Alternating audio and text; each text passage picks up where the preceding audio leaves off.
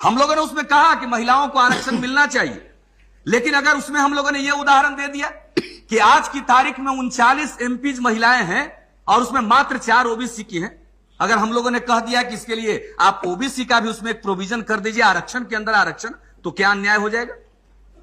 National women commission बना हुआ है अध्यक्ष महोदय, उसमें ओबीसी के लिए कोई रिजर्वेशन का प्रावधान नहीं है, एक भी मेंबर, यह प्रावधान नहीं है कि एक मेंबर ओबीसी का होगा। और बनाते हैं नेशनल विमेन कमीशन में, हमने पूछा, एक भी ओबीसी महिला नहीं है। और यहां पर लोग कहते हैं कि हम सभी महिलाओं का प्रतिनिधित्व करते हैं। कहां सभी महिलाओं का प्रतिनिधित्व करते हैं? 50% महिलाओं की आबादी है और 60% ओबीसी के लोग हैं, तो उसमें 50% में 60% जो ओबीसी की महिलाएं हैं, उनके पक्ष में कोई बोल रहा है क्या? जो महिलाओं के नाम पर संस्थाएं चलाते हैं, उनके नजदीक हम लोग जब गुहार लगाते हैं तो उधर उनका ध्यान नहीं जाता है। वो कहते हैं कि बाकी सब चीज हम तय कर लेंगे। अरे भाई, बाकी सब चीज आप कौन तय करने वाले होते हैं? ये सदन तय करेगा। और हम लोगों का क्या इसमें रुख है? हम लोग कहते हैं कि महिलाओं के लिए आरक्षण हो, लेकिन अगर इसमें आप ओबीसी की व्यवस्था भी कर दे, लॉ मिनिस्ट्री की तरफ से नोट दिया गया कि बगैर पुरुषों का आरक्षण किए हुए या सामान्य रूप से वर्टिकल रिजर्वेशन दिए हुए यह संभव नहीं है। आपने नेताओं की बैठक बुलाई, हमारे पार्टी के अध्यक्ष जॉर्ज फर्नांडिस साहब उसमें गए और उसमें उन्होंने कहा कि मैं 5 वाक्य में लिख देता हूं, यह संविधान का संशोधन है, एक साथ ही और संशोधन हो जाएगा। क्या बात है जो इस पर ऐतराज किया जाता है? एक साथ अगर संविधान की अन्य धाराओं का भी संशोधन कर दिया जाए और ओबीसी की महिलाओं को भी न्याय मिल जाए तो क्या अनर्थ हो जाएगा?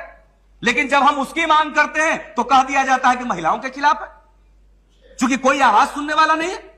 हम तो चाह रहे हैं कि ओबीसी की महिला, हम लोगों को नहीं चाहिए वर्टिकल रिजर्वेशन, हमको पॉलिटिकल रिजर्वेशन ओबीसी को नहीं चाहिए। हम तो जब महिलाओं को हो रहा उसके अंतर्गत ओबीसी महिलाओं का हित सुरक्षित रहे, बस उतना ही आपसे चाहते, इससे अधिक तो हम लोग और कुछ नहीं चाहते। लेकिन बहस को उस दिशा में नहीं ले जाया गया। आपको मैं निजी बातचीत का हवाला नहीं देना चाहिए, लेकिन आज जब लॉ मिनिस्टर मुझसे जब मैं मिला तो उनके ऊपर भी था असर था कि मैं इस बात को नहीं समझ रहा था। उनके मन में भी था कि शायद हम लोग संपूर्ण इस लोकसभा में रिजर्वेशन चाह रहे हैं कि ओबीसी को रिजर्वेशन मिल जाए। नहीं अध्यक्ष महोदय, हम तो जो रिजर्वेशन आप दे रहे हैं उसके अंदर जो पिछड़े वर्ग की महिलाएं हैं उसका भी स्थान आरक्षित करना चाहते हैं। कहीं ऐसा ना हो कि उसके लिए दरवाजा बंद हो जाए और मुझको बोलने के लिए ना कहा जाए टिकट कितने लोग में कैसे लोगों को मिलेगा? Please conclude now. जो आगे रहेंगी, अध्यक्ष महोदय मैं अपनी बात समाप्त कर रहा हूं, जो महिलाएं आगे रहेंगी उन्हीं को टिकट मिलेगा। पिछड़े वर्ग की महिलाओं को अगर आरक्षण के अंदर आरक्षण हम नहीं देंगे तो उनको स्थान नहीं मिल सकता है। हमारी फरियाद बस इतनी है और यही आपसे निवेदन है कि इस पर और चर्चा कर लिया जाए।